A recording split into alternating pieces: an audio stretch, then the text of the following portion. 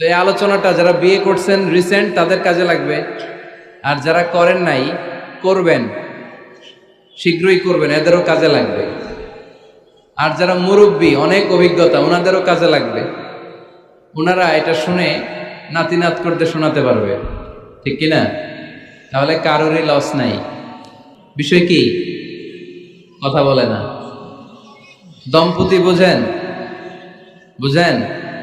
স্বামী আর স্ত্রী বানায় যেজন মিস্ত্রি, সে বড় আজব কারিগর ও মনরে সে বড় কঠিন কারিগর, ঠিক কিনা? পৃথিবীর প্রথম দম্পতি হচ্ছে সাইয়েদনা আদম আলাইহিস সালাম আর হাওয়া আলাইহিস সালাম। পৃথিবীর প্রথম স্বামী আদম আলাইহিস সালাম, প্রথম স্ত্রী হাওয়া আলাইহিস সালাম। ওয়া কুলনা ইয়া আদম উসকুন আনতা ওয়া যাওজুকাল জান্নাহ। আল্লাহ বললেন, আদম তুমি আর তোমার জোড়া বা তোমার স্ত্রী দুজনে মিলে জান্নাতে থাকো। তাহলে ওনারা ছিলেন স্বামী আর স্ত্রী, ঠিক কিনা? তাহলে এই দাম্পত্য সম্পর্কটা এটা জান্নাতি সম্পর্ক। কি সম্পর্ক? উত্তর দিতে হবে দৌলতপুরের ভাইরা। রাগ করছেন আমার সাথে? শীত লাগতেছে? উত্তর দেওয়া যাবে আওয়াজ করে? হ্যাঁ, আওয়াজ করে উত্তর দিবেন, মুখে তালা মেরে বসে থাকা যাবে না। তাহলে পৃথিবীর প্রথম স্বামীর নাম কি? আদম আলাইহিস সালাম। পৃথিবীর প্রথম স্ত্রী হাওয়া আলাইহিস সালাম। এই দাম্পত্য সম্পর্কটা বড় মধুর, বড় গভীর, বড্ড ভালোবাসার, ঠিক কিনা? স্বামী আর স্ত্রী, স্বামী আর স্ত্রী, এই সম্পর্কটাকে আল্লাহ তাআলা কোরআনে পোশাকের সাথে তুলনা করেছেন। কিসের সাথে? পোশাক। আরবিতে বলে লিবাস। আরবিতে কি বলে? লিবাস। আল্লাহ বলেছেন, ও নারীরা তোমরা পুরুষদের জন্য পোশাক, আর ও পুরুষেরা তোমরা নারীদের জন্য পোশাক। পড়েন সুবহানাল্লাহ। পোশাকের বেসিকলি তিনটা কাজ। কয়টা? কেউ কথা কয় না, আরো জোরে বলেন কয়টা? এখন আওয়াজ আসলো কোত্থেকে? আওয়াজ করে উত্তর দিবেন, চিল্লায় বলেন পোশাকের কাজ কয়টা? এভাবে শেষ পর্যন্ত খোঁচায় যেন সাউন্ড বের করা না লাগে, স্বপ্রণোদিত ভাবে উত্তর করবেন, ক্লাসের মতো হোক। তিনটা কাজ। এক নম্বর কাজ হচ্ছে পোশাক ইজ্জতের আবরু, লজ্জাস্থান ঢেকে রাখে, ঠিক কিনা? আমাদের লজ্জাস্থান ঢেকে রেখেছে আমাদের পোশাক। ঠিক তেমনি স্বামী তার স্ত্রীর ইজ্জত হেফাজত করে, স্ত্রী তার স্বামীর ইজ্জত হেফাজত করে, স্বামী তার স্ত্রীর চরিত্র হেফাজত করে, আর স্ত্রী তার স্বামীর চরিত্র হেফাজত করে। এজন্য আল্লাহ একে অপরের উদাহরণ দিতে যে লেবাস বা পোশাকের সাথে তুলনা দিয়েছেন। সুবহানাল্লাহ পড়েন। পোশাকের দুই নাম্বার কাজ হচ্ছে সৌন্দর্য। এই যে কত সুন্দর ডিজাইন করা, এমব্রয়ডারি করা পোশাক যখন আমরা পরি সুন্দর লাগে না? তেমনি পুরুষের চোখে নারী সুন্দর, নারীর চোখে পুরুষ সুন্দর, স্বামীর চোখে স্ত্রী সুন্দর, স্ত্রীর চোখে স্বামী সুন্দর। সুবহানাল্লাহ পড়েন। পোশাকের তিন নাম্বার কাজ হচ্ছে কমফোর্ট, আরাম দেয়া, প্রশান্তি দেয়া। শীতকালে এই যে আমরা ব্লেজার পরেছি, জ্যাকেট পরেছি, অনেকে চাদর গায়ে দিয়েছেন, কেউ মাথায় রুমাল দিয়েছেন, কেউ গলায় মাফলার দিয়েছেন, একটা উষ্ণ উষ্ণ আরাম আছে না নাই? আবার গরমের কালে পাতলা সুতি কটনের কাপড় পরলে একটা আরাম আছে না নাই? তাহলে পোশাক পরলে যেমনি আমাদের দেহ প্রশান্ত হয়, আরাম পাওয়া যায়, তেমনি স্বামী স্ত্রীর স্পর্শ পেলে সে আরাম পায়, তার হৃদয়টা প্রশান্ত করে দেয় কে? আবার স্ত্রী স্বামীর সঙ্গ পেলে তার মধ্যে প্রশান্তি এনে দেয় কে? এজন্য রব্বুল আলামিন বলেন, হুন্না লিবাসুল লাকুম ওয়া আনতুম লিবাসুল লাহুন্না। ও দুনিয়ার নারীরা, তোমরা হলে পুরুষদের জন্য পোশাক, পুরুষ হলো নারীদের জন্য পোশাক। সুবহানাল্লাহ পড়েন। পোশাক যেমনি ইজ্জত আবরুর হেফাজত করে, তেমনি স্বামী স্ত্রী একে অপরের ইজ্জত হেফাজত করে। পোশাক যেমনি সৌন্দর্য বাড়ায়, স্বামীর চোখে স্ত্রী সুন্দর, স্ত্রীর চোখে স্বামী সুন্দর। পোশাক যেমনি আরাম দেয়, স্বামী তার স্ত্রীর স্পর্শ পেলে, স্ত্রী তার স্বামীর স্পর্শ পেলে হৃদয়ে প্রশান্তি অনুভব করে, ঠিক কিনা? এজন্য দাম্পত্য জীবন, এখানে স্বামীও আছে স্ত্রীও আছে, ইংরেজিতে বলে কাপল, কাপল লাইফ। এই বিশ্ব সভ্যতা নির্মাণে নারী পুরুষ, স্বামী স্ত্রী দুইজনেরই অবদান আছে না নাই? এজন্য সুনানে তিরমিজির বর্ণনায় আল্লাহর হাবিব সাল্লাল্লাহু আলাইহি ওয়াসাল্লাম বললেন, আন-নিসাউ শাকাইকুর রিজাল নারীরা হচ্ছে পুরুষের কাউন্টার পার্ট, নারীরা হচ্ছে পুরুষের পার্টনার, সহকর্মী, সহযোগী। এই বিশ্ব সভ্যতা নির্মাণে শুধু পুরুষদেরই অবদান নাই, নারীদের অবদান আছে না নাই? এজন্য কাজী নজরুল ইসলাম অসাধারণ লিখেছে, এ বিশ্বে যা কিছু মহান চিরকল্যাণকর, অর্ধেক তার করিয়াছে নারী, অর্ধেক তার নর। তার মানে নর নারী, স্বামী স্ত্রী দুইজনেরই অবদান এই মানব সভ্যতায় আছে না নাই? এই সম্পর্কটাকে আল্লাহ লেবাসের সাথে তুলনা করলেন, মেটাফরিক্যালি, রূপক ভাবে আল্লাহ পোশাকের সাথে তুলনা করলেন। পোশাক যেমনি গায়ের সাথে লেগে থাকে, পোশাক যেমনি চামড়ার সাথে মিশে থাকে, স্বামী স্ত্রীর সম্পর্কটাও এরকম একাকার, মিলেমিশে, ভালোবেসে একাকার। স্বামী স্ত্রীর রিলেশনশিপ সম্পর্কটা অনেকটা হাত আর চোখের মতো। হাত ব্যথা পেলে চোখ দিয়ে পানি ঝরে, আবার চোখ দিয়ে পানি ঝরলে হাত সেই পানি মুছে দেয়, ঠিক কিনা? তাহলে সম্পর্কটা কেমন যেন হাত আর চোখের মতো। হাত কেটে গেলে পানি পড়ে কোন দিক দিয়ে? চোখ দিয়ে পানি ঝরে। আবার চোখ দিয়ে পানি ঝরলে চোখের পানি মোছার জন্য হাতের দরকার আছে না নাই? তাহলে একেবারে মিলেমিশে একাকার সুখী দাম্পত্য জীবন, স্বামী স্ত্রী এই জান্নাতি সম্পর্কটাকে কিভাবে উপভোগ করবে, কিভাবে একে অপরের সাথে ডিলিংস করবে, আচরণ করবে, এ ব্যাপারে কোরআন এবং সুন্নায় আমাদের জন্য গাইডলাইন দেয়া আছে না নাই? আমরা গাইডলাইন নিব কোরআন থেকে। কোত্থেকে? কোরআন থেকে আর সুন্নাহ থেকে। কারণ এই কোরআন আর সুন্নাহ আমাদেরকে সঠিক জীবন দর্শন শিখায়, কিভাবে এই পৃথিবীতে চললে পৃথিবীতেও সুখ, আবার আখেরাতেও সুখ, এর সব দিক নির্দেশনা কোরআনে আছে না নাই?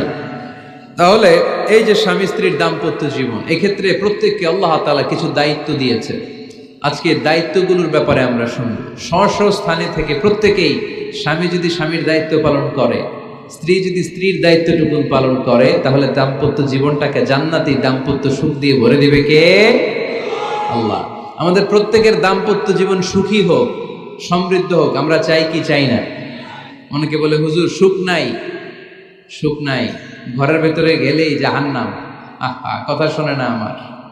আবার স্ত্রীরা বলে হুজুর দোয়া করবেন, পরকিয়া করে, খালি এসএমএস পাঠায়, আমারে ভাল লাগে না, এখন এখন অন্যদিকে ঘুরে, এরকম আসরা নাই?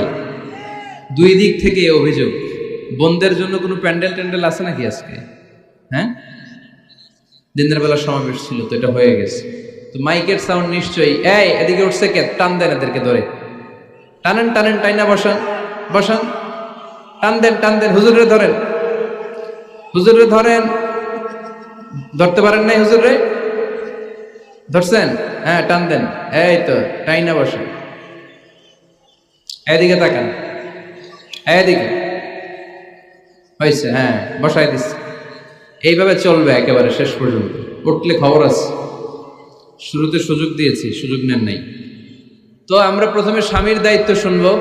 দাম্পত্য জীবনে স্বামীকে আল্লাহ তাআলা কি দায়িত্ব দিয়েছে, তারপর স্ত্রীকে আল্লাহ তাআলা কি দায়িত্ব দিয়েছে, এবং দুইজনের আবার কালেকটিভ সম্মিলিত কিছু দায়িত্ব আছে, এগুলো আমরা শুনবো।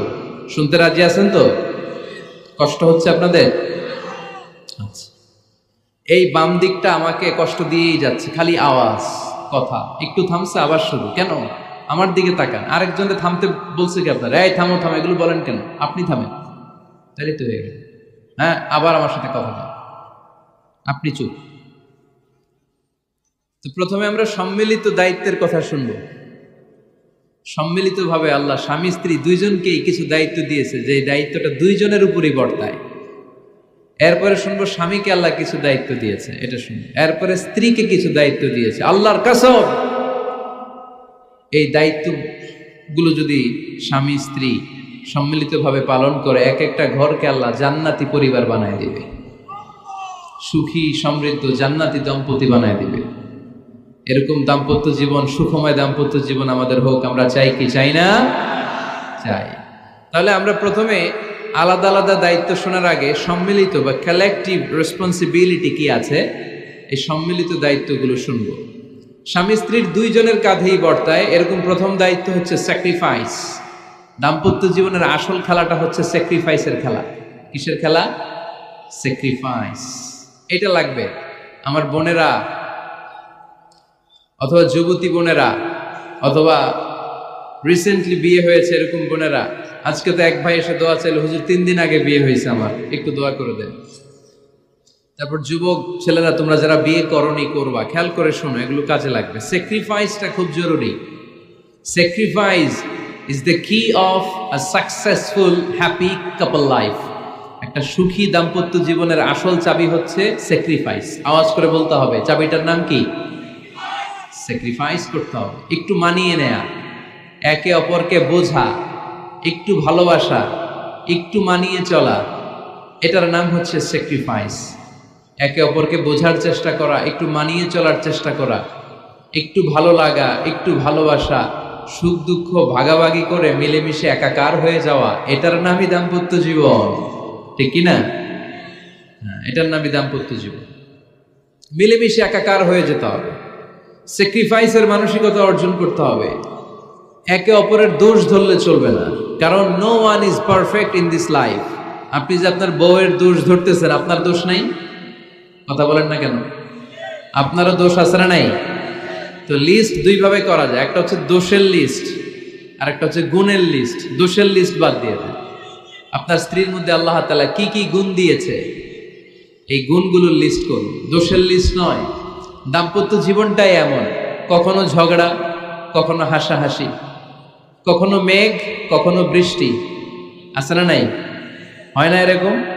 আপস অ্যান্ড ডাউনস, মাঝে মাঝে একটু ঝগড়া, মাঝে মাঝে আবার ভালোবাসা, আবার খুনসুটি, এগুলো মিলেমিশে একাকার করে স্যাক্রিফাইস দিয়ে একে অপরকে জয় করে নিতে হয়। কারণ no one is perfect in this world. এই পৃথিবীতে কেউই পারফেক্ট না।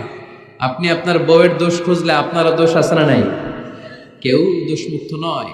এজন্য দোষ না খুঁজে আমরা স্যাক্রিফাইস করব। দাম্পত্য জীবনের এটাকে সুখী সমৃদ্ধ করার 1 নাম্বার চাবিকাঠি হচ্ছে স্যাক্রিফাইস। তাহলে সুখী দাম্পত্য জীবনের 1 নাম্বার চাবির নাম কি? স্যাক্রিফাইস। চিল্লায় বলতে হবে, সেটা কি? তাহলে হাজব্যান্ড ওয়াইফ দুইজনেই স্যাক্রিফাইস করবেন। দাম্পত্য জীবনকে সুখী করার 2 নাম্বার কালেকটিভ ফর্মুলা হচ্ছে ঝগড়া করা যাবে না। ঝগড়া আপনারা করেন নাকি ভাবির সাথে? ভাবির সাথে ঝগড়া করেন কে কে? দেখি হাত তোলেন।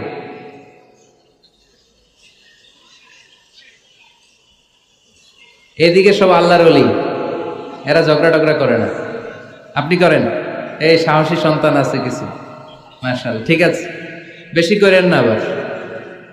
হ্যাঁ ঠিক আছে, ঠিক আছে, তোমরাও করো, বুঝছি, আপনারাও করেন। ওকে, না ঝগড়া করা যাবে না। একজন ঝগড়া শুরু করলে আরেকজন চুপ থাকতে হবে। দুইজনই ঝগড়া করলে, দুইজন রেগে গেলে ঝামেলা আসরা নাই।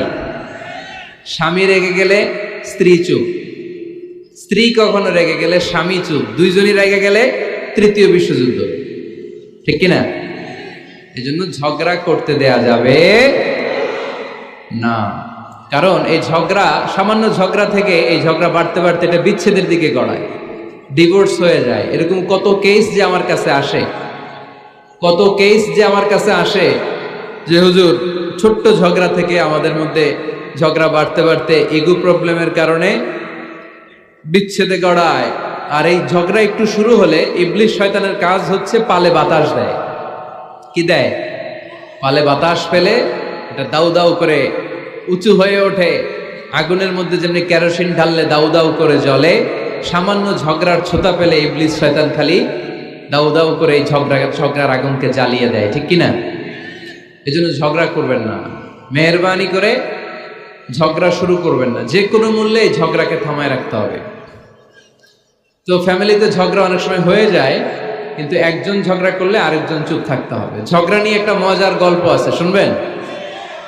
বিশৃঙ্খলা করলে তো গল্প শোনানো যাবে না, একেবারে চুপ। আমার দিকে তাকান, তাকিয়েছেন? ঝগড়া নিয়ে যে গল্পটা, সেটা হচ্ছে এক স্বামী ওয়াজ শুনে বাড়িতে গেছে রাত 11টায়। বাড়ির কাছাকাছি যেতে না যেতে স্ত্রীর আবার স্বভাব হচ্ছে রাতের খাবারটা স্বামীর সাথে একসাথে খায়, আলাদা খায় না। তো বাড়ির সামনে যেই স্বামী ফোন দিছে ওয়াইফকে, এই শুরু করার আগে দরজাটা খোলো, আমি চলে আসছি। তো ওয়াইফ এসে দরজা খুলে দিছে। এবার স্বামী ঘরে ঢুকে বলে, শুরু করার আগে রাতের খাবারটা দিয়ে দাও টেবিলে, খেয়ে ফেলি। স্ত্রী বেচারি ডাইনিং টেবিলে খাবার দিয়েছে, হাজব্যান্ড বেচারা ওয়াশরুম থেকে ফ্রেশ হয়ে ডাইনিং টেবিলে বসেছে, স্ত্রীও বসেছে। তো খুব বড্ড গরম। হাজব্যান্ড বলে শুরু করার আগে ফ্যানটা ছাড়। এইবার তো স্ত্রী বেচারি রেগে মেগে আগুন, কি আসার পর থেকে শুরু করার আগে কি শুরু করার আগে? হাজব্যান্ড বলে এই তো শুরু হয়ে গেল। মানে কি? ঝগড়া। মানে কি? ঝগড়া। প্রিয় ভাইয়েরা, ঝগড়া করবেন না। স্বামী রেগে গেলে স্ত্রী চুপ থাকবেন, স্ত্রী রেগে গেলে স্বামী চুপ থাকবেন। কারণ সহিহ মুসলিমে এসেছে, ইন্না ইবলিসা ইয়াদাউ আরশাহু আলাল মা। ইবলিস শয়তান তার সিংহাসন গেড়েছে সাগরের উপর। কোথায়? ইবলিসের সিংহাসন কোথায়? সাগরের উপর। সুম্মা ইয়াবআসু সারায়াহু, সে প্রতিদিন সকালবেলা তার সাঙ্গপাঙ্গরে গোটা পৃথিবীতে পাঠায়, যা পৃথিবীতে ফাসাদ সৃষ্টি কর। ইবলিস যখন সাঙ্গপাঙ্গদেরকে গোটা পৃথিবীতে ছড়িয়ে দেয়, সারাদিন ধোকা দেওয়ার পরে, ওয়াসওয়াসা দেওয়ার পরে, রাত্রিবেলা ইবলিসের কাছে ফিরে আসে, এসে বলে, ও ইবলিস, আমি আজকে আল্লাহর বান্দাদেরকে দিয়ে মিথ্যা কথা বলিয়েছি। ইবলিস বলে, এটা তো কোনো ব্যাপারই না, এগুলাই তো তোদের কাজ। আরেক শয়তান বলে, আমি ওজনে কম দিয়েছি একজনের মাধ্যমে বাজারে। ইবলিস বলে, এটাও তেমন বড় কোনো কাজ নয়। আরেকজন বলে, আমি সুদের ডিলিংস করিয়েছি। ইবলিস বলে, এটাও কোনো কাজ নয়। আরেক শয়তান বলে, আমি মদের আড্ডাখানায় নিয়ে মসজিদে যেতে নিয়েছিল, সেখান থেকে সরিয়ে মদের আড্ডাখানায় আল্লাহর বান্দাদেরকে নিয়েছি। ইবলিস বলে, এইটাও তেমন বড় কোনো কাজ নয়। আরেক শয়তান এসে বলে, মা তারাকতুহু হাত্তা ফাররাকতু বাইনাহু ওয়া বাইনা ইমরাআতিহি, আমি এক আল্লাহর বান্দার সাথে বান্দির ঝগড়া লাগিয়ে ঝগড়া করাতে করাতে তালাক পর্যন্ত নিয়ে গিয়েছি। মা তারাকতুহু হাত্তা ফাররাকতু বাইনাহু ওয়া বাইনা ইমরাআতিহি, আমি এক ইমানদার পরিবারকে ধ্বংসের শেষ প্রান্তে নিয়ে গিয়েছি। সামান্য ঝগড়ার পরে আমি ওয়াসওয়াসা দিতে দিতে ঝগড়া বাড়াতে বাড়াতে তালাক পর্যন্ত নিয়েছি। ইবলিস বলে, শাবাশ, তুই তো কাজের মতো কাজ করেছিস, আমার কাছে আয়, আমার কাঁধে ওঠ। ইবলিস তখন ওই শয়তানকে কাঁধে নিয়ে নাচতে শুরু করে। নাউজুবিল্লাহ পড়বেন না? এজন্য ইমানদারদের সংসার ভেঙে খান খান হোক, এটা হলে ইবলিস খুশি, আর ইমানদারের পরিবার টিকে থাকলে আমার আল্লাহ খুশি। আমরা কার খুশি চাই? এজন্য শয়তানরে খুশি হতে দেয়া যাবে না। ইমানদারদের পরিবারগুলো ঝগড়ার মাধ্যমে ভেঙে যাক, সব সময় শয়তানের মিশন এটা। আর ইমানদারদের পরিবারগুলো টিকে থাক, এটা আমার আল্লাহ সব সময় চায়। সুবহানাল্লাহ পড়েন। এজন্য দৌলতপুরের ভাইরা, ঝগড়া করবেন না। ঝগড়া কিন্তু নবী রাসূলদের পরিবারেও ছিল, আল্লাহ রাসূল সাল্লাল্লাহু আলাইহি ওয়াসাল্লামের পরিবারেও ঝগড়া ছিল। এটা স্বাভাবিক। দাম্পত্য জীবনের খুব সিম্পল ইস্যু। একজন রাগ করলে আরেকজন থেমে যাবে। পারবেন? কি হলো, পারবেন না? আল্লাহর হাবিব সাল্লাল্লাহু আলাইহি ওয়াসাল্লামের সাথে আম্মা জান আয়েশার ঝগড়া হতো। মজার একটা হাদিস শুনে, সহিহ বুখারীর হাদিস, মুসনাদ আহমদ ইবনে হাম্বলও এসেছে এই হাদিসটা। আম্মা জান আয়েশার সাথে ঝগড়ার পর আম্মা জান আয়েশাও রাগ, আল্লাহ রাসূল সাল্লাল্লাহু আলাইহি ওয়াসাল্লামও রাগ। এখন রাগ মিটানোর দরকার আছে না নাই? আল্লাহ রাসূল সাল্লাল্লাহু আলাইহি ওয়াসাল্লাম বললেন, আয়েশা চলো মিটমাট করে ফেলি। সুবহানাল্লাহ কইবেন না? চলো মিটমাট করি। মিটমাটের জন্য ওমর রে ডাকি। আম্মা জান আয়েশা বলে, না, ওমর গলিব, ওমর খুব মেজাজওয়ালা, আমার ডর লাগে। তোমার আব্বারে ডাকি। আব্বারে ডাকেন, আব্বারে ডাকেন। খুশি হয়ে গেছেন আম্মা জান আয়েশা রাদিয়াল্লাহু। আবু বকর রাদিয়াল্লাহু চলে আসলেন, দাঁড়ালেন। এবার বিষ্ণু সাল্লাল্লাহু আলাইহি ওয়াসাল্লাম বললেন, তাতাকাল্লিমিন আও আতাকাল্লাম, কি ঘটছে আমাদের মাঝে, তুমি বলবা না আমি বলবো? আম্মা জান আয়েশা বললেন, তাতাকাল্লামু আনতা ওয়ালা তাকুল ইল্লা হাক্কান, আপনিই বলেন, তবে সত্য ছাড়া মিথ্যা বলেন না। আবু বকর রাদিয়াল্লাহু তাআলা আনহু শুনে রেগে গেলেন, কি এ কেমন কথা তোমার? নবীকে উদ্দেশ্য করে তুমি বলছো সত্য ছাড়া মিথ্যা বলবেন না, নবী কখনো মিথ্যা বলবে নাকি? রেগে মেয়ের গায়ে মেরেছে এক চোর খেয়ে আম্মা জান আয়েশা উল্টে পড়ে গেলেন। সাইয়েদনা আবু বকর রাদিয়াল্লাহু তাআলা আনহু রেগে গড়গড় করতে লাগলেন, আবার মারার জন্য উদ্যত হলেন। আম্মা জান আয়েশা রাদিয়াল্লাহু তাআলা আনহু বাঁচার জন্য এবার বিশ্বনবীর পিছনে যে আশ্রয় নিলেন। সুবহানাল্লাহ পড়বেন না? বিশ্বনবী সাইয়েদনা আবু বকরের সামনে দুই হাত মেলে ভেবে দাঁড়িয়ে গেলেন। আল্লাহর হাবিব যখন আম্মা জান আয়েশাকে বাঁচানোর জন্য দুই হাত উঁচু করে দাঁড়িয়ে গেলেন, সাইয়েদনা আবু বকর থেমে গেলেন। সাইয়েদনা আবু বকর এই পরিস্থিতি দেখে ঘর থেকে বের হয়ে ঘরের বাইরে দাঁড়ালেন। এবার আল্লাহ রাসূল সাল্লাল্লাহু আলাইহি ওয়াসাল্লাম আম্মা জান আয়েশাকে তুললেন, বললেন, ইয়া আয়েশা কাইফা রাআইতিনি আনকাসতুকি মিনার রাজুল, দেখলা নাকি কেমন করে আমি তোমার বাবার হাত থেকে তোমারে বাঁচালাম। আজকে আমি যদি সামনে দাঁড়িয়ে না বাঁচাতাম, তোমার বাবা তোমারে একেবারে মেরেই ফেলতো। সুবহানাল্লাহ পড়ে। দেখছো আয়েশা, আমি বাঁচাইলাম তোমারে, আমার সাথে ঝগড়া করো, আমি বাঁচাইলাম। এই কথা শুনে আম্মা জান আয়েশা রাদিয়াল্লাহু তাআলা লজ্জায় পড়ে হেসে দিলেন। সুবহানাল্লাহ পড়বেন না? এত আস্তে সুবহানাল্লাহ। লজ্জায় হেসে দিলেন। বিষ্ণু ঈসা ইসলাম এবার হেসে দিলেন।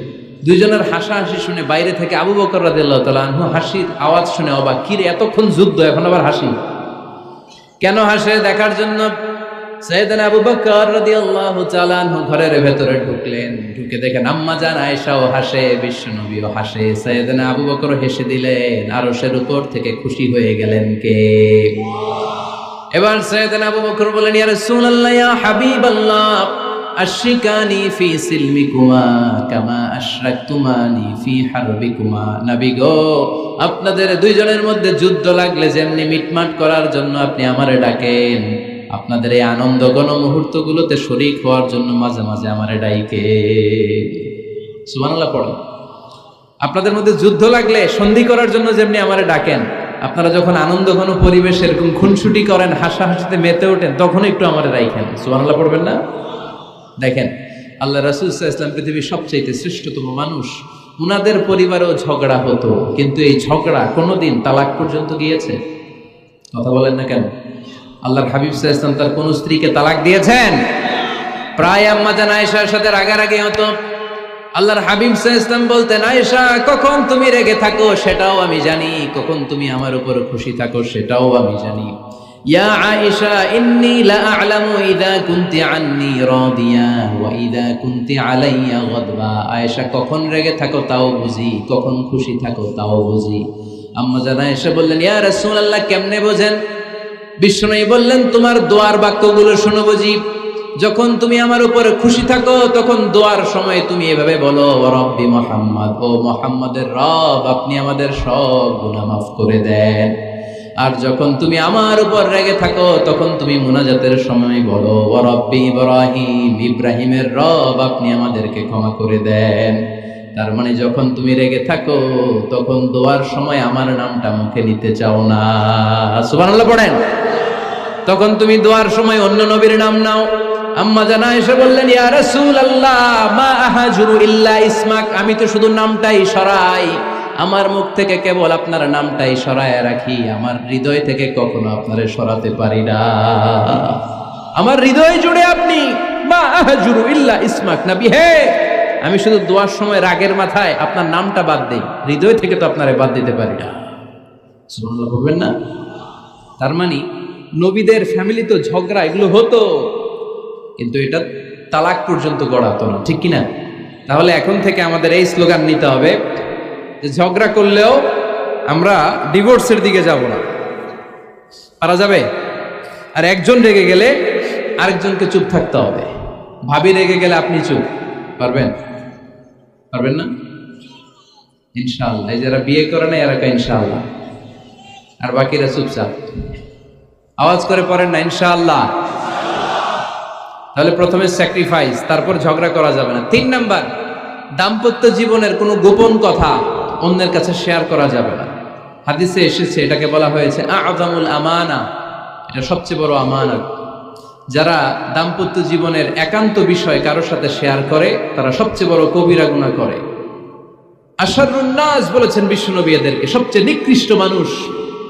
ইয়াউমাল কিয়ামাতি মানজিলাতান, আল্লাহর কাছে কিয়ামতের দিন সবচাইতে নিকৃষ্ট হয়ে দাঁড়াবে ওই দম্পতি, ওই নারী কিংবা ওই পুরুষ, তুফদি ইলা যাওজিহি ওয়া ইউফদি ইলা যাওজিহা সুম্মা ইউনশিরু সিররাহা। তারা একান্ত সময়ে ফিজিক্যাল ইন্টিমেসিতে যা করে এটা পরে মানুষের কাছে বলে বেড়ায়, এরকম আছে না নাই? খবরদার, এটা বড় কবিরা গুনাহ। অনেক বোনরা একসাথে হলে দাম্পত্য জীবনের বিভিন্ন গোপন বিষয় নিয়ে কথা বলে, আছে না নাই? অনেক পুরুষরা একে অপরের সাথে, বন্ধুদের সাথে বিভিন্ন বিষয় নিয়ে শেয়ার করে, এটা এমন ওইটা এমন, এগুলো বলা যাবে? আসিবাউ হারাম। দাম্পত্য জীবনের সব বিষয়, স্বামীর সব বিষয় স্ত্রীর কাছে আমানত, স্ত্রীর সব বিষয় স্বামীর কাছে আমানত রেখেছে কে? দাম্পত্য জীবনের এই প্রাইভেট লাইফের কোনো কিছু কিয়ামত পর্যন্ত অন্যের কাছে প্রকাশ করাকে হারাম ঘোষণা করে দিয়েছে কে? এজন্য খবরদার আমার বোনেরা, একসাথে মহিলারা হলে পেটের কথা পিঠের কথা সব বের করে দেয়, আছে না নাই? কিছু থাকে না, সব বের হয়ে যায়। খবরদার, সব বললেও দাম্পত্য জীবনের কোনো কথা শেয়ার করা যাবে। আমার ভাইয়েরা খবরদার, আপনাদের দাম্পত্য জীবনের কোনো কথা আপনার বন্ধুর সাথে শেয়ার করতে পারবেন না। এগুলো ফ্যামিলি শান্তি নষ্ট করে, দাম্পত্য জীবনের সুখকে নষ্ট করে। তাহলে 3 নাম্বার, প্রাইভেসি বজায় রাখবেন, এটা দুজনেরই দায়িত্ব। 4 নাম্বার, অহেতুক সন্দেহ পরিহার করুন। অনেক স্ত্রী আছে হাজবেন্ডের খালি সন্দেহ করে, এই ওদিকে তাকাই লাগেন, ওই মেয়ের দিকে তাকাই লাগেন, মোবাইল দেখি, মোবাইল দাও, ফেসবুকের পাসওয়ার্ড দাও, ঢুইকা দেখি মেসেঞ্জারে কার সাথে চ্যাট করছে, এই অফিসের ফাইল দেখি, এই এটা দেখি, এই তোমার ইনবক্স চেক করবো, এদিকে দাও, আছে না নাই? এই সন্দেহ ঘরটারে জাহান্নামের টুকরা বানিয়ে ছেড়েছে। অহেতুক সন্দেহ করবেন না। আবার ভাইরা ভাবিদেরকে অহেতুক সন্দেহ করবেন, এই ওদিকে গেলা কেন, ওদিকে তাকাইলা কেন, এটা করলা কেন, ওইটা করলা কেন, দেখি তোমার মোবাইল, তোমার মোবাইলের গ্যালারি দেখি, লক করে রাখছো কেন, লক খোলো, আছে না নাই? অহেতুক সন্দেহ ফ্যামিলিটারে জাহান্নামের টুকরা বানিয়ে দেয়। হ্যাঁ, ভ্যালিড কোনো অপরাধ যদি স্বামী করে ফেলে, ভ্যালিড কোনো অপরাধ যদি স্ত্রী করে ফেলে, পরকীয়ার কোনো বিষয় যদি প্রমাণিত হয়, বসেন, কনসাল্ট করেন, একে অপরের সাথে কথা বলেন, জিজ্ঞেস করেন। কিন্তু অহেতুক, আমি অনেক ফ্যামিলি এরকম দেখেছি, আমার কিছু বন্ধুকেও আমি দেখেছি যে এদের অবস্থা খুব খারাপ, খালি সন্দেহ করে, আছে না নাই? সন্দেহের রোগটা বড় রোগ, এই রোগ থেকে বেরিয়ে আসতে হবে। অহেতুক সন্দেহ করা যাবে না। 5 নাম্বার, হাজব্যান্ড ওয়াইফের দায়িত্ব হচ্ছে একে অপরের সহযোগী হতে হবে, সহকর্মী। আল্লাহর জান্নাত পাওয়ার ক্ষেত্রে একে অপরের সহযোগী। আপনি একা জান্নাতে যাবেন, ভাবি জাহান্নামে, এটা আপনি চান? জি না, আওয়াজ নাই আমগো গলায়। আপনি এটা চান? ভাবি একা জান্নাতে যাবে, আপনি যাবেন না, এটা ভাবি চায়? চায় না। তাহলে গেলে একসাথেই যান না, একসাথেই যান, একসাথেই যাবেন, আলাদা না। এজন্য আল্লাহর আনুগত্যে, আল্লাহর ইবাদতে, দাম্পত্য জীবনে একে অপরের সহযোগী হতে হবে। স্বামী ভুল করলে স্ত্রী সুন্দর করে শুধরে দিবে, স্ত্রী ভুল করলে স্বামী শুধরে দিবে। ফজরের সময় স্ত্রী হাজবেন্ডকে ডেকে দিবে, উঠতে না চাইলে ঠান্ডা পানির ছিটা দিবে। কারণ জান্নাতে একা যাওয়া যাবে না, গেলে দুইজনই যাবে, কথা কয় না? দুইজনেই জান্নাতে যাওয়ার দরকার আছে না নাই? যত বেশি আপনারা আল্লাহর আনুগত্যে আগাতে পারবেন, তত আপনাদের মহাব্বত বাড়ায় দিবে কে? এই যে হাজবেন্ড ওয়াইফের ভালোবাসাটাকে বলে লাভ পিরামিড। কি pyramid? Love pyramid, like triangle, ত্রিভুজ আকৃতির।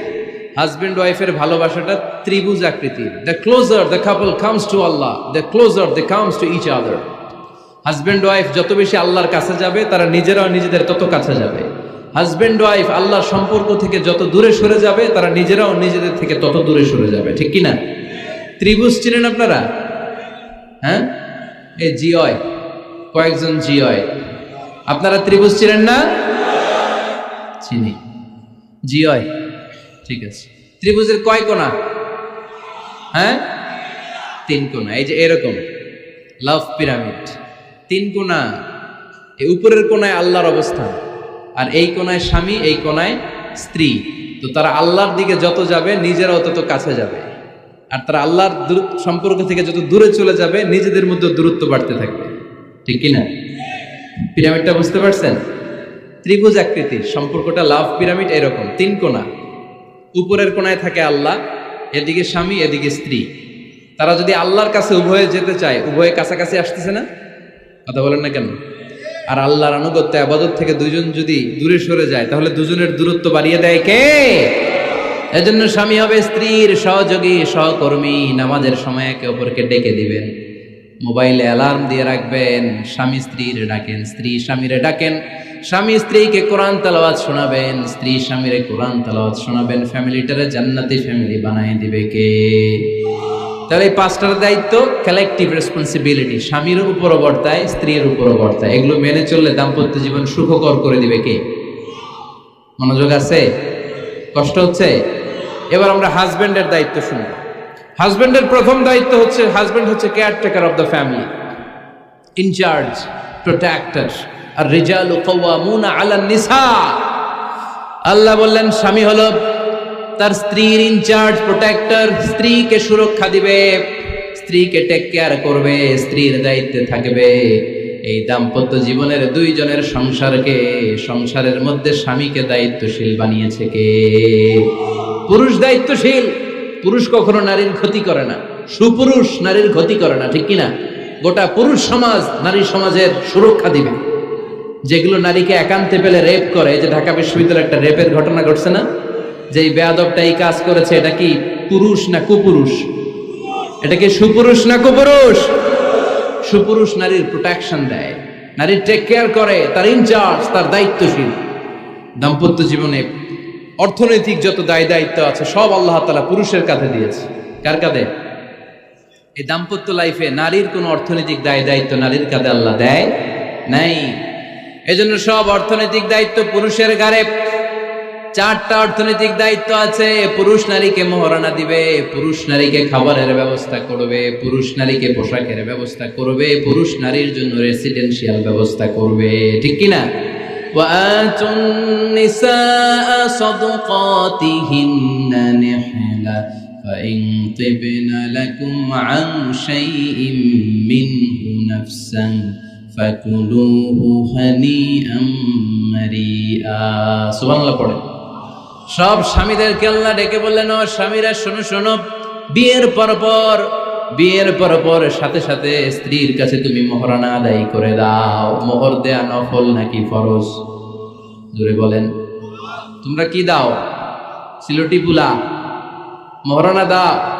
হ্যাঁ, মোহরানা দিতায় নাকি যৌতুক খাইতা? খিতা করতা? হ্যাঁ, কি দিব? মোহরানা দিব। মোহরানা দেয়াকে ফরজ করেছে কে? আল্লাহ। তো মোহর দিতে টাকা লাগে না? এই টাকার দায়িত্ব পুরুষের ঘাড়ে দিছে কে? 2 নাম্বার দায়িত্ব, আলাল মাউলুদি লাহু রিজকুহুন্না ওয়া কিসওয়াতুহুন্না বিল মা'রুফ। স্বামী স্ত্রীর জন্য খাদ্যের ব্যবস্থা করবে, পোশাকের ব্যবস্থা করবে। 3 নাম্বার, ওয়াসকিনুহুন্না মিন হাইসু সাকানতুম মিন ওয়াজদিকুম। নিজের সামর্থ্যের মধ্যে থেকে স্ত্রীর জন্য রেসিডেন্সিয়াল একটা এরিয়ার ব্যবস্থা করে দিবে। সুবহানাল্লাহ পড়ো। তাহলে অর্থনৈতিক দায়িত্বের মধ্যে 4টা: মোহরানা দেয়া, মিলস খাবারের ব্যবস্থা করা, মানে ফুডিং এন্ড ক্লোথিং, পোশাকের ব্যবস্থা করা, সর্বশেষ রেসিডেন্সিয়াল ব্যবস্থা করা। এই যে অর্থনৈতিক সব দায়িত্ব, খরচ যেখানেই আছে, সব দায়িত্বগুলো পুরুষের কাছে দিল কে? চিল্লায় বলেন কে? খরচের সবকিছু আল্লাহ তাআলা পুরুষের কাঁধে দিয়েছে। এটা হচ্ছে পুরুষের ফিনান্সিয়াল দায়িত্ব। এবার দাম্পত্য জীবনে পুরুষের নন ফিনান্সিয়াল কিছু দায়িত্ব আল্লাহ তাআলা দিয়েছে, এগুলো আমরা শুনবো। এদিকে ওঠাওটি করলেন কে কে দেখি? আটকান, এদেরকে আটকান, ধরেন ধরেন, এদেরকে ধরেন। হ্যাঁ, কে হইছে? শেষ করে দিব তো? খিতা হইতা? হ্যাঁ, জোরে মাতো। চলবে চলবে? হ্যাঁ, তাকবীর পড়েন তো দেখি, যারা চলবে বলতেছেন লিল্লাহে তাকবীর।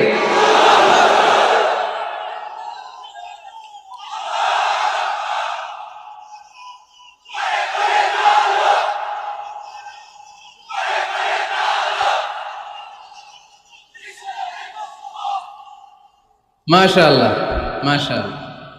এবার দাম্পত্য জীবনে নন ফিনান্সিয়াল পুরুষের যে দায়িত্ব আছে সেটা আমরা শুনবো। 1 নাম্বার দায়িত্ব হচ্ছে স্বামীর উচিত স্ত্রীর সাথে ভালো আচরণ করা।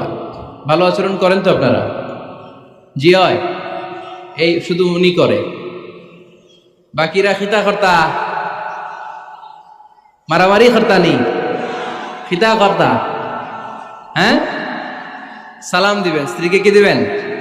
আল্লাহ বললেন, ওয়া আশিরুহুন্না বিল মা'রুফ। স্ত্রীর সাথে কোমল ভাষায়, ভালো শব্দে, ভালো বাক্যে ভালো কথা বলো। স্ত্রীর সাথে খারাপ আচরণ করো না। স্ত্রীকে দেখলে তুমি মুচকি হাসি দাও। অনেক স্বামী আছে কখনো স্ত্রীকে দেখলে মুচকি হাসি দেয় না, চেহারাটা বাংলা পাসের মতো এরকম করে রাখে, আছে না নাই? দৌলতপুরের লোকের অবশ্য অনেক ভালো, এই যে সবার মুখে হাসি, মুচকি হাসি। হাসেন তো, মুচকি হাসি দেন তো একটা।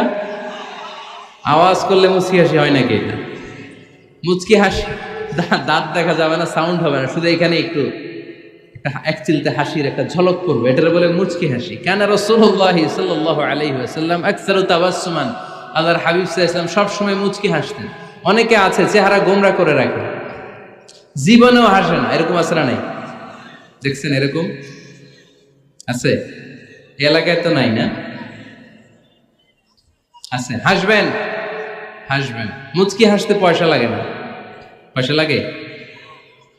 এজন্য হাসবেন। আল্লাহর হাবিব সাল্লাল্লাহু আলাইহি ওয়াসাল্লাম বলেছেন ফাস্তাউসু বিন-নিসাই খায়রা, নারীর সাথে ভালো আচরণ করো। নারীদেরকে বাঁকা পাঁজরের হাড় দিয়ে তৈরি করা হয়েছে। এই হাড়কে সোজা করতে গেলে ভেঙে যাবে, রেখে দিলে বাঁকাই থেকে যাবে। তো কি করতে হবে? ফাস্তাউসু বিন-নিসাই খায়রা, কোমল আচরণ করো। আবার আল্লাহর হাবিব সাল্লাল্লাহু আলাইহি ওয়াসাল্লাম বললেন রিফকাম বিল কাওয়ারিদ, নারীদেরকে কাচের তৈজসপত্র বাসনের সাথে, গ্লাসের সাথে আল্লাহর হাবিব সাল্লাল্লাহু আলাইহি ওয়াসাল্লাম তুলনা করলেন। কাচের তৈজসপত্র, কাচের গ্লাস, কাচের প্লেট যেমনি আস্তে তুলতে হয়, আস্তে রাখতে হয়, নারীদের সাথে এরকম কোমল আচরণ করার আদেশ দিয়েছে কে? কাচের গ্লাস, তৈজসপত্র, জগ কিভাবে রাখেন আপনারা? খুব জোরে এরকম থপাস করে নাকি? উঠানোর সময় থপাস করে উঠান? খুব স্মুথলি এটা ধরতে হয়, স্মুথলি এটা রাখতে হয়। তেমনি নারীদের সাথেও স্মুথলি আচরণ করবেন। নারীদেরকে যত আপনি কোমল মোলায়েম ভাষায় কথা বলতে পারবেন, তারা তত আপনার কথা শুনবে। যত সুন্দর সুন্দর কথা, নারীকে, স্ত্রীকে বলবেন তুমি আমার সব, তুমি আমার কৈতরী, তুমি আমার টুনটুনি, তুমি আমার ময়না পাখি, তুমি আমার সোনা পাখি। ওই যে কয় কলিজা, তার মানে প্র্যাকটিস চলে বাসায়। আর কি ডাকেন? ভাবিরে কি ডাকেন বলেন? জান।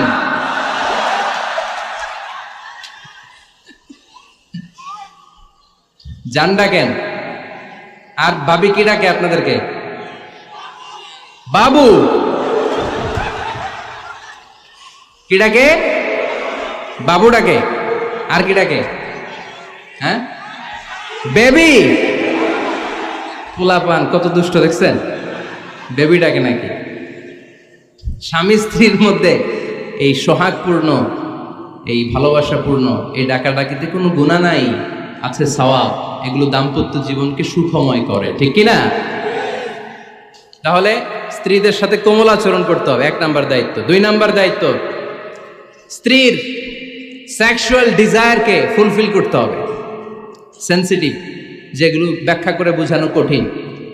আপনারা বুঝবেন যারা ম্যাচিউরড, মোর দেন 18 ইয়ার্স, যারা 18 প্লাস যাদের বয়স, সেক্সুয়াল ডিজায়ার ফুলফিল করা হাদিসে এসেছে, এটা স্বামীর দায়িত্ব। ফিজিক্যাল ইন্টিমেসির সময় নিজের ডিজায়ার ফুলফিল হলেই কুইট না করা, সময় দেয়া, এটা আবশ্যক। এই বিষয়েও প্রত্যেক স্বামীর খেয়াল রাখা দরকার। সংক্ষেপে শেষ করে দিলাম। 3 নাম্বার, স্ত্রীর ব্যক্তিগত বৈধ কাজে স্বাধীনতা দিতে হবে স্বামীর। অনেক স্বামী এই ছোট্ট বিষয় নিয়ে মারামারি লাগায় ফেলে ঘরে। স্ত্রীর ব্যক্তিগত বৈধ যে চয়েস, এটাতে আপনি স্বাধীনতা দিবেন। স্ত্রীর মনে চায় রান্না বান্না শিখতে, আপনি বললেন তুমি কম্পিউটার শিখো, কিলাকিলি আছে না নাই? স্ত্রীর মনে চায় কাঁথা সেলাই শিখতে, নকশি কাঁথা, আপনি বললেন না তুমি ল্যাঙ্গুয়েজ শিখো, ঝামেলা আছে না নাই? না, প্রত্যেকের আলাদা ব্যক্তিগত রুচি, চাহিদা, মতামতের গুরুত্ব আছে না নাই? এজন্য প্রত্যেক স্বামীর উচিত স্ত্রীর বৈধ ব্যক্তিগত যে কাজ, অবৈধগুলা না। আবার স্ত্রী বলল যে জি বাংলা দেখবো, তুমি একটা টিভি নিয়ে আসো, আনা যাবে? কথা বলেন। স্ত্রী বলল চলো পহেলা বৈশাখে আমরা নাচানাচি করব, তুমি আর আমি মিলে, এটা মানা যাবে না। স্ত্রীর ব্যক্তিগত বৈধ কাজের স্বাধীনতা দেয়া। আম্মা জান আয়েশা রাদিয়াল্লাহু তাআলা আনহা বলেন, ওয়া কানা লি সাওয়াহিবু ইয়ালআবনা মাই, বুখারীর বর্ণনা। আমি যখন আল্লাহর হাবিব সাল্লাল্লাহু আলাইহি ওয়াসাল্লামের বাড়িতে বউ হয়ে আসলাম, আমার কিছু খেলার সাথী ছিল। আমি কাপড় দিয়ে পুতুল বানাতাম আর ঘোড়া বানাতাম, এগুলো দিয়ে খেলতাম। আমার সাথীরা আসলে রাসূল সাল্লাল্লাহু আলাইহি ওয়াসাল্লাম ঘরের পর্দা নামিয়ে দিয়ে আমার জন্য ঘরটা ছেড়ে দিত। সুবহানাল্লাহ কইতে পারলেন না? আল্লাহর হাবিব সাল্লাল্লাহু আলাইহি ওয়াসাল্লাম কখনো বলতেন না আয়েশা তোমার বান্ধবীরা যেন ঘরে না আসে, কখনো বলতেন না আয়েশা আমি নবী মানুষ, তুমি নবীর বউ, তুমি কেন পুতুল দিয়ে খেলো, তুমি যেন কাপড় দিয়ে পুতুল বানাও, কেন ঘোড়া বানাও, এগুলো বন্ধ করো।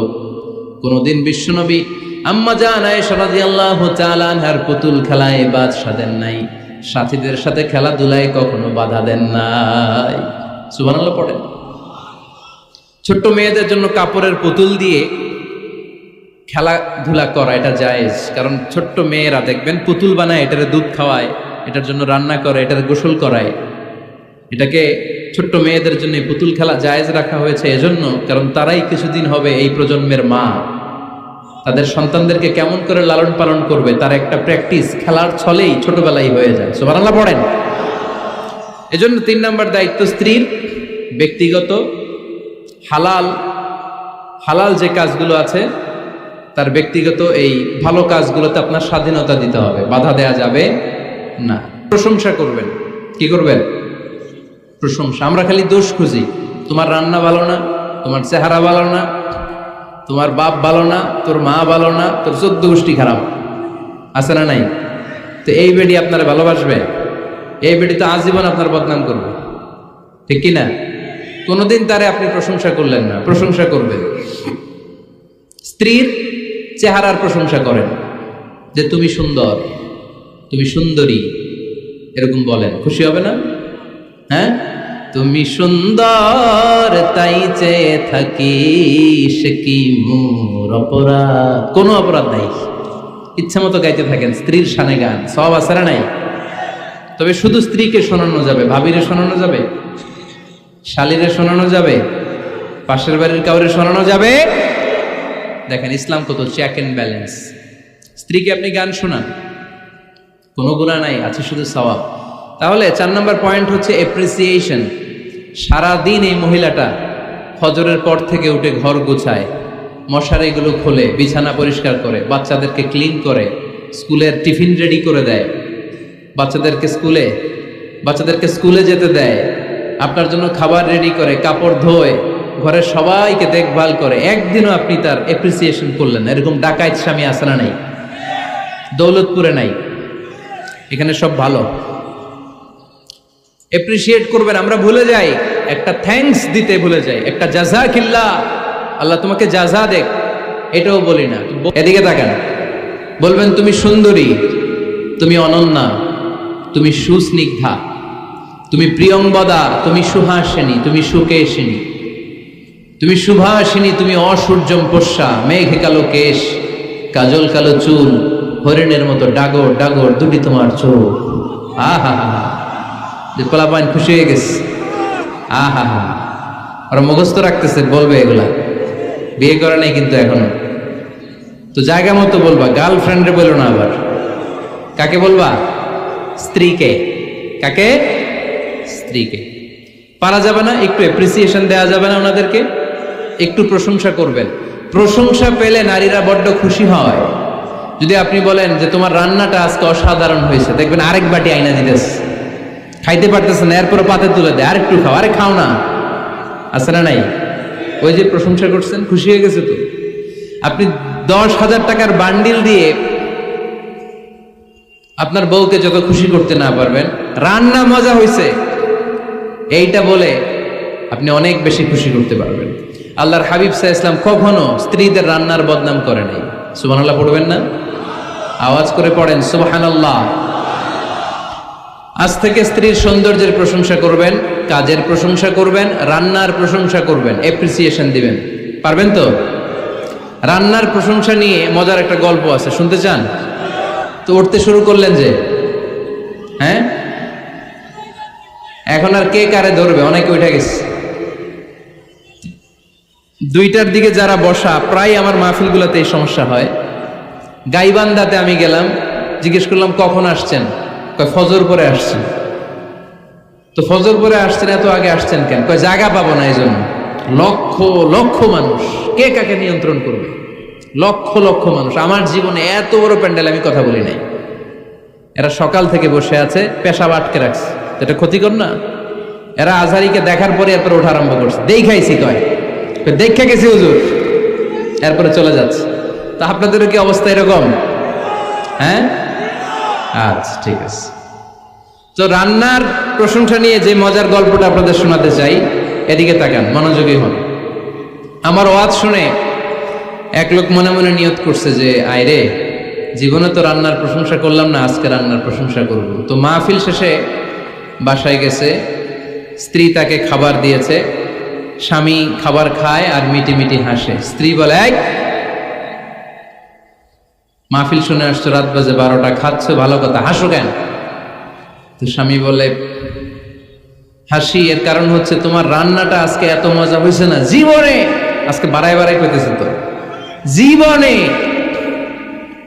এত মজার রান্না খাই নাই, রান্না মজা হয়েছে শুই না। স্ত্রী তো রেগে গেছে, কি গত 10 বছর ধরে তোমার রান্না করে খাওয়াই, একদিনও রান্নার প্রশংসা করলা না, আর আজকে পাশের ঘরের ভাবি একটু গরুর গোশতের তরকারি পাঠাইছিল বাটিতে করে, পাশের ঘরের ভাবি একটু আমাদের বাড়িতে তরকারি পাঠাইছিল, তো ওই তরকারি দিয়েই তোমাকে খাবার দিছে, আজকে রান্না টান্না আমি করি নাই।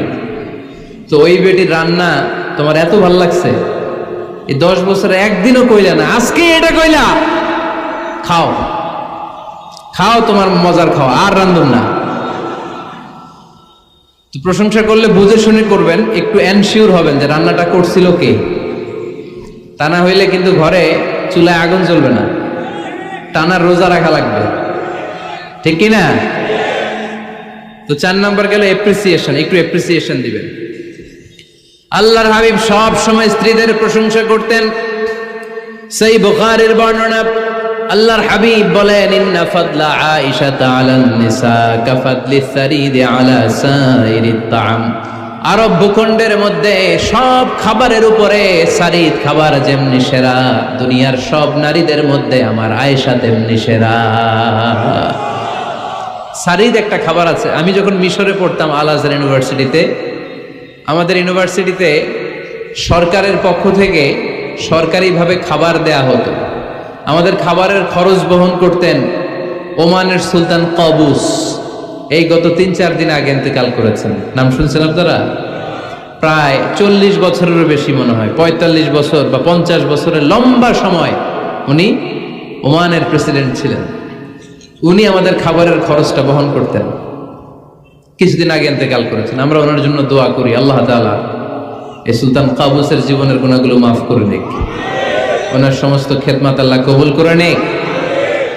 তো আমাদের আল আজহার ইউনিভার্সিটির হোস্টেলে ঈদের দিন একটা খাবার দিত, এটার নাম ছিল সারিদ। রুটি আর গোশত এগুলোকে ম্যাশড করে একটা স্তর বানাতো, এটা কেটে কেটে আমাদেরকে দিত, এটাকে বলে সারিদ। আরব দেশে সবচেয়ে দামি খাবার। আমাদের দেশে যেমনি পোলাও, গরুর রেজালা, রোস্ট, এগুলো খুব উন্নত খাবার ধরা হয়, বিয়েতে সার্ভ করা হয়। আরব দেশে ওইটাকে বলে সারিদ, শ্রেষ্ঠ খাবার। আল্লাহর হাবিব বললেন, সব খাবারের মধ্যে যেমনি সারিদ সেরা, নারীকুলের মধ্যে তেমনি আমার আয়েশা সেরা। দেখেন কেমনে এপ্রিসিয়েট করতেন। আম্মা জান আয়েশাকে তিনি সব সময় আদর করে হামায়রা বলে ডাকতেন। হামায়রা মানে লাল সুন্দরী বউ। কি সুন্দরী? আম্মা জান আয়েশা রেগে গেলে গাল দুটো আনার ফলের মতো লাল হয়ে যেত, এজন্য ডাকতেন, ও আমার লাল সুন্দরী বউ। সুবহানাল্লাহ কইতে পারলেন না?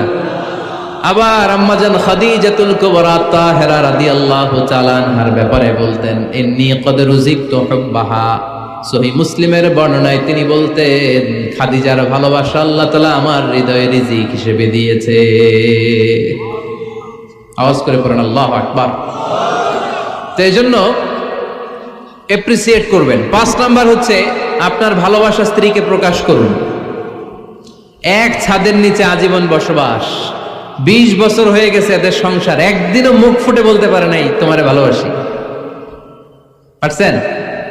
হ্যাঁ, কে কে পারছেন? দেখে হাত তোলেন। হাত অর্ধেক তুলে আবার নামায়, ভেজাল আছে, ঠিক কিনা? ভালোবাসি বলছিলেন? কারে বলছিলেন? ভাবিকে না গার্লফ্রেন্ডকে? হ্যাঁ, স্ত্রীকে বলবেন। নিজের স্ত্রীকে বলবেন আই লাভ ইউ। কি বলবেন? কথা বুঝে না বোধহয়। কি বলবেন? সবাই বলেন, কি বলবেন? মুরব্বী একজনও কয় না, কয় এতদিন কইছি না, অহনো কম না। তিরমিজির বর্ণনা দেখেন, বিশ্বনবী যে আই লাভ ইউ বলতো তার দলিল শুনেন। সাহাবারা জিজ্ঞেস করলেন, ইয়া রাসূলুল্লাহ, মান আহাব্বুন নাস ইলাইক, ও নবী কারে সবচেয়ে বেশি ভালোবাসেন? Who do you love the most? নবী কাকে সবচেয়ে বেশি লাভ করেন আপনি? সাহাবারা প্রশ্ন করলেন, এ রাসূলুল্লাহ, কাকে লাভ করেন বেশি? আল্লাহর হাবিব সাল্লাল্লাহু আলাইহি ওয়াসাল্লাম বললেন, আয়েশা রে। সুবহানাল্লাহ কইবেন না? সাহাবারা বললেন, ওমিনার রিজাল, পুরুষদের মধ্যে কারে বেশি পছন্দ করেন? বিশ্বনবী বললেন, আবুহা, আয়েশার বাবা রে। সাইয়েদনা আয়েশা রাদিয়াল্লাহু তাআলা আনহার বাবার নাম কি? আবু বকর। কি নাম? আবু বকর। আল্লাহর হাবিব সাল্লাল্লাহু আলাইহি ওয়াসাল্লাম বললেন, সবচেয়ে বেশি লাভ করি আয়েশাকে। সাহাবারা বললেন, ওমিনার রিজাল, পুরুষদের মধ্যে কারে বেশি লাভ করেন? আল্লাহর হাবিব সাল্লাল্লাহু আলাইহি ওয়াসাল্লাম বললেন, আয়েশার বাবা রে। সুবহানাল্লাহ পড়েন। আম্মা জান আয়েশাকে বিশ্বনবী এত ভালোবাসতেন। আম্মা জান আয়েশা পেয়ালার যেইখানে ঠোঁট লাগিয়ে দুধ পান করতেন, বিশ্বনবী পেয়ালার ওই জায়গাটা খুঁজে খুঁজে ওই জায়গায় ঠোঁট লাগিয়ে দুধ পান করতেন। আম্মা জান আয়েশা রাদিয়াল্লাহু তাআলা না গোশত খেয়ে হাড্ডি চষে হাড্ডিটা রেখে দিলে বিশ্বনবী আম্মা জান আয়েশার চষা হাড্ডিটা মুখে নিয়ে আবার চষতে শুরু করে দিতেন। পড়েন সুবহানাল্লাহ।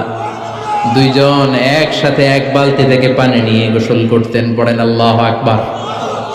তাহলে এভাবে ভালোবাসা প্রকাশ করতে পারবেন তো?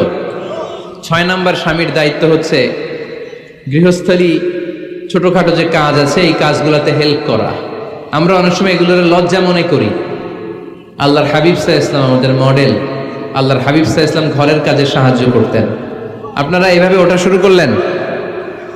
হ্যাঁ, বউকা বসেন বসেন বসেন, শেষ করে দিচ্ছি, আর 10 মিনিট বসেন। আল্লাহর হাবিব সাল্লাল্লাহু আলাইহি সাল্লাম ঘরের কাজে সাহায্য করতেন।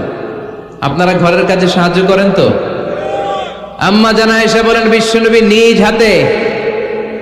নিজ হাতে জুতা সেলাই করেছেন, নিজ হাতে জামা সেলাই করেছেন। মুসনাদে আহমদ ইবনে হাম্বলের বর্ণনা, আল্লাহর রাসূল সাল্লাল্লাহু আলাইহি ওয়াসাল্লাম দুধ খেতে মন চাইলে নিজ হাতে ছাগলের দুধ দহন করেছেন। সুবহানাল্লাহ। নিজে আটার খামির বানাতেন, আম্মা জান আয়েশা চুলায় সেকা দিতেন। আবার আম্মা জান আয়েশা রাদিয়াল্লাহু তাআলা আনহা আটার খামির বানাতেন, বিশ্বনবী এটা চুলায় সেকা দিতেন। সুবহানাল্লাহ পড়ে। দুধ খেতে চাইলে নিজ হাতে বিশ্বনবী ছাগির ওলান থেকে দুধ দহন করে আম্মা জান আয়েশার কাছে এনে দিয়ে দিতেন। সুবহানাল্লাহ পড়ে। তাহলে ঘরের কাজে সহায়তা করবেন, ঘরের কাজে সহায়তা। 7 নাম্বার হালাল এন্টারটেইনমেন্ট, হালাল বিনোদন, এটা ইসলাম জায়েজ রেখেছে। অনেকে আমরা বিনোদনটাকে হারাম মনে করি, এরকম আছে না নাই? হ্যাঁ, বিনোদন 2 ধরনের, একটা হারাম এন্টারটেইনমেন্ট আর একটা হচ্ছে হালাল এন্টারটেইনমেন্ট। আম্মা জান আয়েশা রাদিয়াল্লাহু তাআলা আনহাকে নিয়ে মরুভূমিতে দৌড়াদৌড়ি করতেন। ভাবির সাথে দৌড়াদৌড়ি করছেন কারা কারা? দেখি হাত তোলেন। হ্যাঁ, দৌড়াদৌড়ি করছেন কোথায়? যৌতুকের লেগে হেতেরে দৌড়াইছেন? হেতি বাসাল্লাই দিছে দৌড়, এই দৌড়াদৌড়ি না। আম্মা জান আয়েশা রাদিয়াল্লাহু তাআলা আনহার সাথে বিশ্বনবী মরুভূমিতে দৌড়াদৌড়ি করেছেন। বলেছেন, আয়েশা দেখো কে কার আগে ওই খেজুর বাগান ধরতে পারে, তুমি আগে না আমি আগে। একবার বিশ্বনবী জিতলেন, তার 7 বছর পরে প্রথমে আম্মা জান আয়েশা রাদিয়াল্লাহু তাআলা আনহা ওই দৌড়ে জিতলেন। তার 7 বছর পরে বিশ্বনবী জিতে আম্মা জান আয়েশাকে হারায় দিলেন। পড়েন সুবহানাল্লাহ। ঈদের দিন আম্মা জান আয়েশাকে হাবাসি সাহাবাদের তীর আর বল্লম দিয়ে যে খেলা চলতে এই খেলা দেখাতেন। সুবহানাল্লাহ পড়েন। বিশ্বনবী খেলা দেখাতেন আম্মা জান আয়েশাকে। এই হচ্ছে স্বামীর দায়িত্ব। হালাল এন্টারটেইনমেন্ট আপনি করতে পারবেন। বসেন, দোয়া করে দিচ্ছি, বসেন। বুঝতে পারছি অনেক আগে আসছেন আপনারা। বসেন, বসে যান, এখনই দোয়া হচ্ছে। বসেন বসেন বসেন বসেন, এখনই দোয়া করব। বসে যান, বসে যান। বউকা মাদ্রাসার বিল্ডিং এর কন্ট্রাক্টরের জন্য দোয়া চেয়েছেন, আমরা দোয়া করি আল্লাহ কবুল করুক।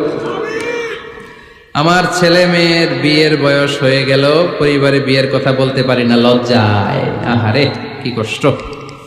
মনে করি পরে করে, এটা বললে তারা বলবে এখনো বয়স হয় নাই বিয়ের, পরিবার থেকে বিয়ের কথা চিন্তা করে না। এ ব্যাপারে কিছু বলুন। কিছু বললাম।